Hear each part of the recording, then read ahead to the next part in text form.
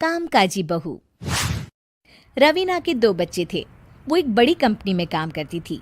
उसके ऑफिस जाने के बाद उसकी सास उसके बच्चों को संभाला करती, लेकिन रवीना को इसकी कोई कदर नहीं थी। एक दिन रवीना अपनी माँ से फ़ोन पर कहती है, मम्मी क्या बताऊं, मेरी सास तो बिल्कुल अच्छी नहीं है।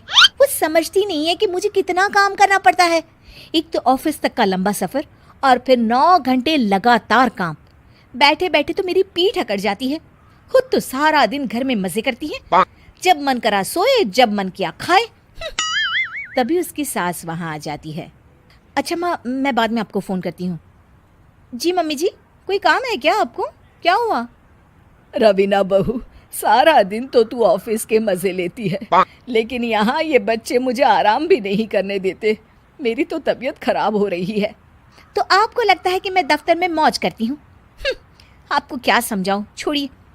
माँ, काम करना भी ज़रूरी है। मजबूरी नहीं होती तो मैं खुद ही अपने बच्चों को देख लेती।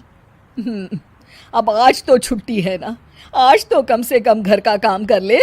बहू काम शुरू करती है। बच्चे के साथ काम करना उसके लिए असंभव हो जाता है।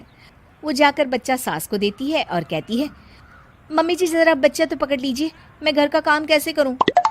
जैसे मैं करती हूँ रोज बच्चे के साथ। तुझे बताऊं तो तू सोचती है कि कोई बड़ा काम तो है नहीं, बच्चा तो सोता रहता है। अब देख लिया।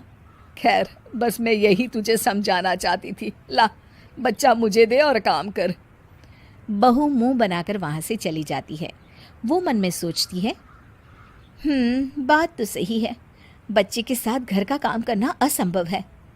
वो किसी तरह काम करती है और अगले दिन ऑफिस के लिए निकल जाती है।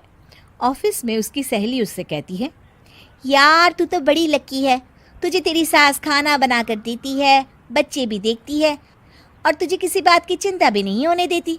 अरे क्या लकी, बदले में मैं उन्हें पूरी कमाई जो दे देती हूँ और अपने बच्चे से दूर रहती हूँ वो अलग।